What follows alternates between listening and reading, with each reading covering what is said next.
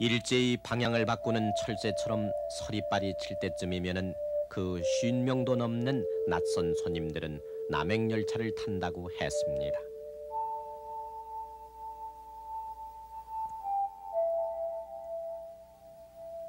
그리곤 황토길. 가난이 맨살을 드러낸 그 황토길을 따라 그들은 소문도 없이 불쑥 나타났습니다.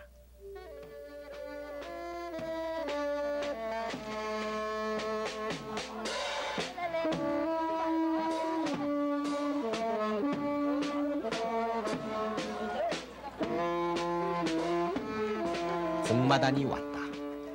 사카스가 왔다.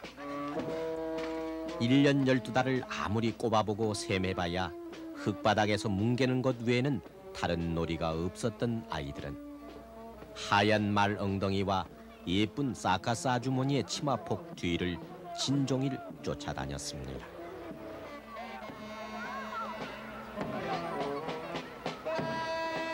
공마단 구경값이 있을리 만무했던 부항으로 누렇게 찌든 그때의 아이들이었습니다.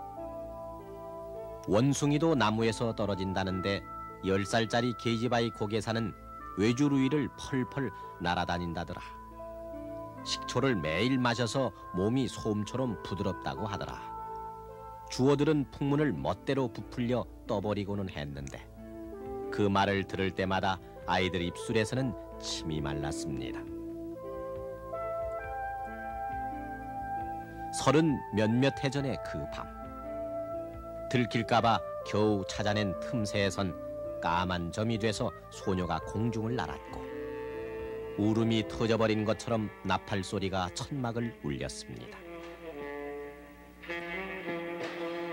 그러나 떨어진 무명옷에 콧물을 훌쩍였던 아이와 같이 한 겹 천막 속의 그들도 없고 굶주리고 춥고 고달픈 삶은 매 한 가지였습니다. 태백산 어느 줄기에서 태어나 물려받은 것은 아버지의 매질과 술주정과 그리고 벼 몇 섬의 빚. 가진 것은 하염없이 올라가도 여전히 남아있던 나무봉과 그 모질었던 운명 같은 재주. 재주 하나로 그 가난의 사이를 떠돌아다녔던 시대는 유랑의 시대였습니다. 따순 밥에 나무 문패라도 걸린 판잣집이 소원이었던 처녀 고개사. 나무봉을 걸치고 그 위에서 버렸던 몸짓이 가슴에 저리도록 안쓰러워서 고쟁이에 찔러두었던 100환짜리 지폐에 마침내 손이 갔던 할머니. 가만히에서 일어나 어린 것에 두 손을 잡았던 할아버지 심사처럼 어느새 붉기 없는 천막 안은 마침내 흐느낌의 난장이 되곤 했던 그 유랑의 시대. 그때를 아십니까?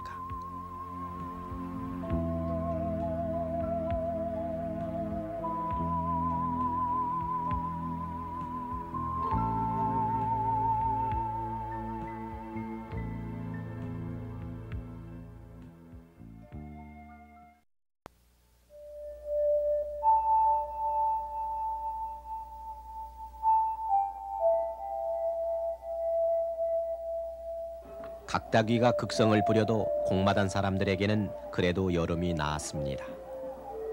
넉살 좋은 분내가 장터를 향해 한바탕 사설을 늘어놓으면 막걸리 출염하러 나왔던 할아버지들이며 보찜을 진 할머니들이 335 짝을 지었습니다.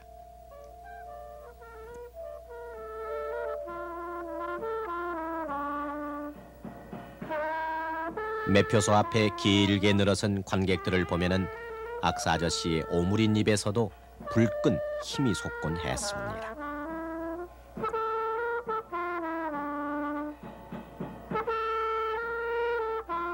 여름이면 시원한 강변 모래밭이나 대초로 떠나는 차부 옆에 천막을 치고 짧게는 한 달, 길게는 2달씩 이 집 식구들은 나팔을 불고 공중을 날았습니다.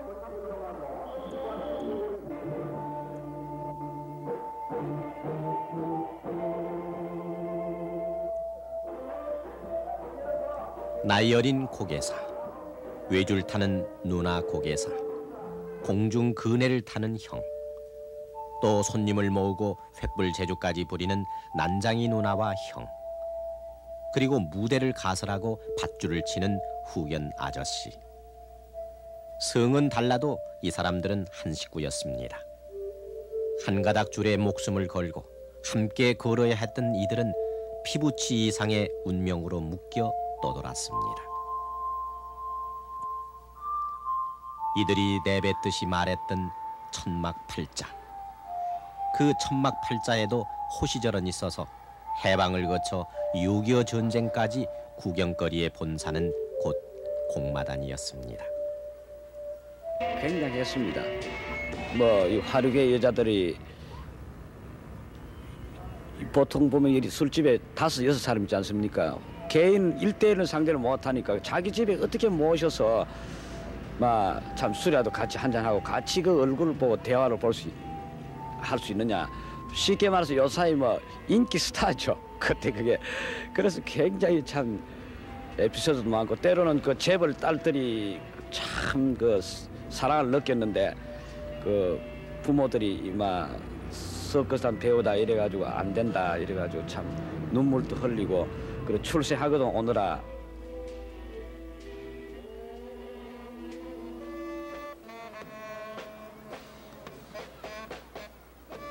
제주도에서부터 부산, 서울, 평양을 거쳐 북으론 만주까지 공마단은 천리마를 앞세운 듯 그렇게 누비고 다녔으나 그러나 전쟁의 화염은 공마단의 천막과 함께 그 명성도 불살라버렸습니다. 부모를 여인 고만고만한 아이들. 그나마 한술밥을 찾아 먹을 곳은 공마단이었습니다. 밥 한 사발을 위해서 또 한 사발의 밥값을 하기 위해서 아이들은 나무봉을 올랐으며 벼랑의 끝에 선 기본으로 이를 악물고 외줄을 탔습니다. 우리가 지금 맞기도 많이 맞고 참 고역을 많이 치렀어요. 그리고 이제 배우고 나니까 좀 덜했지. 처음에는 말도 못해 고생했지요. 11살 먹어서. 이 다리 여기 요 뼈에 앞뼈를 많이 맞았어요. 구두발로 차는 게 보통이니까. 어렸을 때는 몰랐는데요. 좀 나이 좀 먹고 한 30년 전이랄까 봐요. 아마 그때만 해도 30 몇 살 됐을 거예요, 지가. 그때만 해도 참 이렇게 살림하고 하는 사람들 보면은요, 가정에서 집 그늘고 사는 사람 보면 그렇게 부러웠었어요.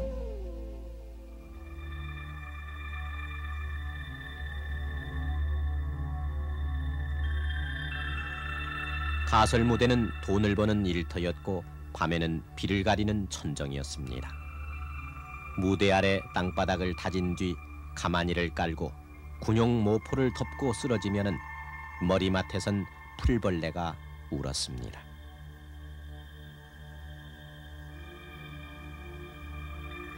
십여 년째 꽃 같은 옷을 입고 유랑하며 노처녀가 돼버린 분내.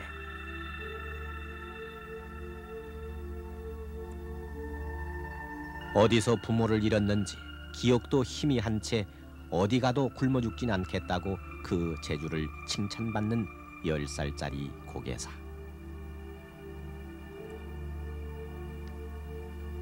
저 남도 땅에서 북단까지 계절을 돌고 유랑을 거듭하면서 혹은 단원이 빠져나가고 혹은 새 식구를 맞이하면서 천막 안에선 남녀의 정분이 움트기도 했습니다.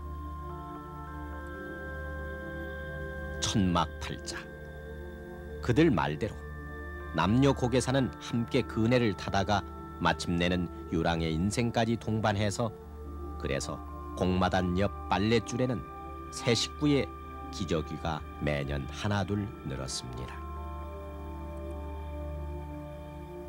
전쟁은 복구돼 가고 있었지만은 공마단은 거꾸로 기울어가고 있었습니다.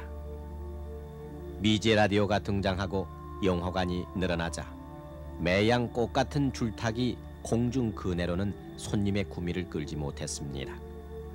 그때부터 곡의 가수, 무용을 겸하는 1인 2역, 3역, 4역 유랑 악극단의 노릇도 시작됐습니다.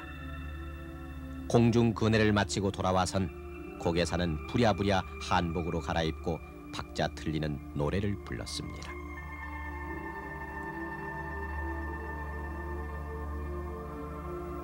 인심은 후하고 또 연해서 서툰 노래를 듣다가는 준비해온 떡을 먹기도 하고 담배 피우고 잡담도 하는 한가로운 가마니 풍경이었습니다.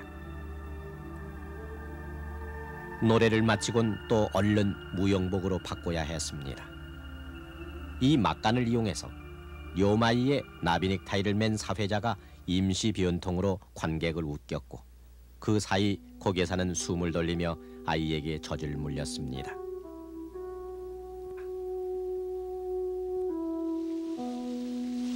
좌 구준비라도 오는 날 손님은 없고 조물아기들이 원숭이 구경만 하는 일당 나오기는 다 글러버리던 날, 그들은 마음까지 처연해져서 막걸리 몇 잔에도 벌겋게 취했습니다. 그럴 때면은 떠나온 고향 병든 어머니의 잔기침이 떠올라 설움과 아픔이 사발잔에 녹아 흘렀습니다. 여기 그 흥행하기도 곤란했고 하니까 아무데 가서도 다 곤란하고, 그때는 뭔가 구호미 그런 것도 많이 먹었어요. 네, 반찬은 뭐 그냥 그 단무지 하나에다 그냥 뭐 시락국 그 정도죠. 흥행이 되지 않고 장 맞아서 비가 온다든가 그러고 하면 실제가 뭐 담배 피우기도 힘들어서 객석에 꽁초도 줘서 피는 예가 많았죠. 틀림없는 사실이고, 왜냐하면 돈이 없고 흥행이 안 되다 보니까 그런 경우도 있습니다.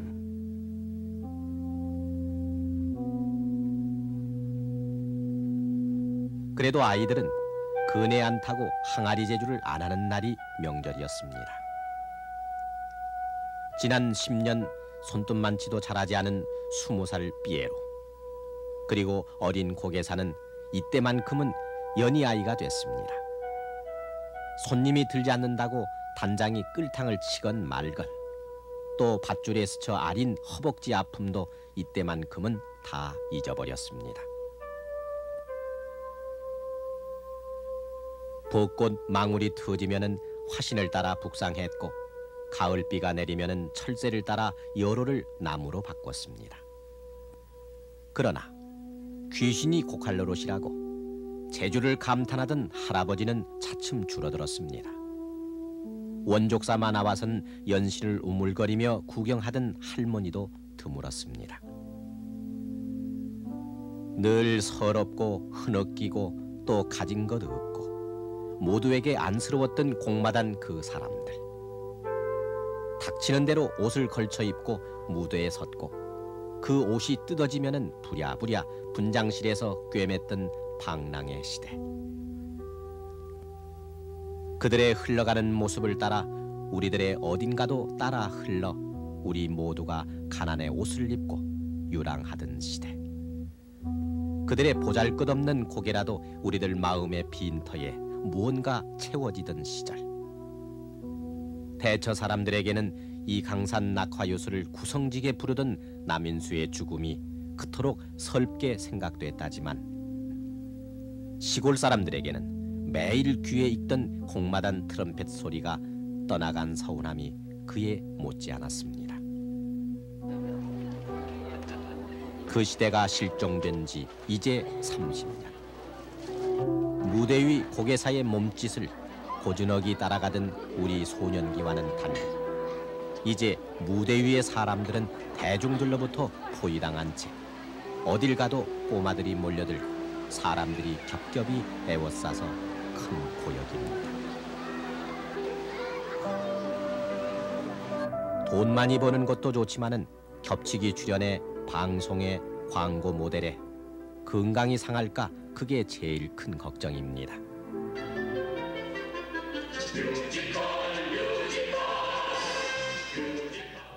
일도 많고 계획도 많아서 아예 사무실을 하나 얻었습니다. 매니저, 스크립터, 운전기사, 비서 5명이 함께 일하는데 팬레터를 보랴, 외국 쇼를 참고하랴, 공연 스케줄을 짜랴. 옛날 손님 없어서 무대에서 쪼그리고 자던 일은 떠올릴 여유가 없습니다. 우리 그 연예계 생활 한 20년 이상 된 분들은 부인들이 고생을 많이 했습니다. 애를 어떻게 낳는지, 집에서 뭘 끓여 먹는지, 그렇게 모르고 그냥 유랑생활 2개월, 3개월씩 그냥 떠돌아다녔습니다. 그러다 보니까 그 부인이 고생이 말이 못하는 거야. 그러니까 지금 이렇게 보면 우리 집사람도 보면 생각이 나지만 나보다 더 늙어 보인다고. 그러니까 참 그렇게 어렵게 살고 그저 참 뭐 고깃국이라도 먹으려면 명절 때는 아무것도 먹고 그리고 그냥 맨날 새빵 여기 가서 눈치 보고 또 이사 가라고 하면 저쪽 가서 눈치 보고 그냥 그렇게 살던 내가 하루아침에 아파트로 이사를 오고 자동차가 생기고 뭐 아빠 찾는 전화가 오고 뭐 그리고 뭐 참 고기 하나 사 먹는 거 그렇게 신경을 안 쓰게 되고 그러니까 그러니까 이 달라진 걸 어떻게 뭐 너무나 많은 변화가 와버리니까요.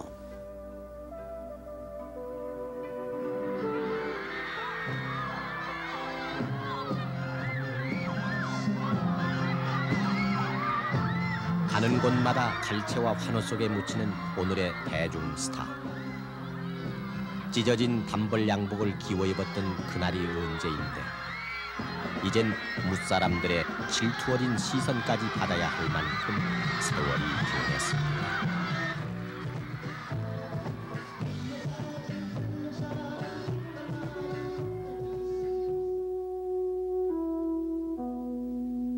그러나 30 몇몇 해 전 단지 한 끼의 더운 밥을 먹기 위해서 아이를 낳아 산욕으로 부은 몸을 차디찬 가마니 위에 누이고 통을 굴렸던 시대가 있었습니다. 돼지 머리를 놓고 손님 들기를 간절히 기구했던 생존의 가설 무대가 그 시대에 있었습니다. 바람을 타고 햇볕을 따라 어딘지도 모를 양짓쥐는 땅을 찾아서 그들은 천막과 통발과 악기를 챙겼습니다.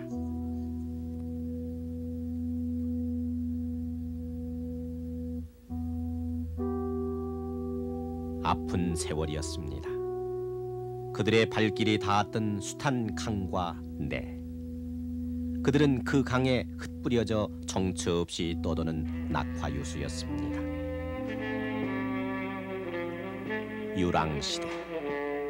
말을 달리고 줄을 탔던 제주가 하루를 살기 위한 몸부림의 제주였던 유랑의 시대. 그 시대도 이젠 멀리 실종된 채 가물거리는 가락에서만 맴돌 뿐입니다.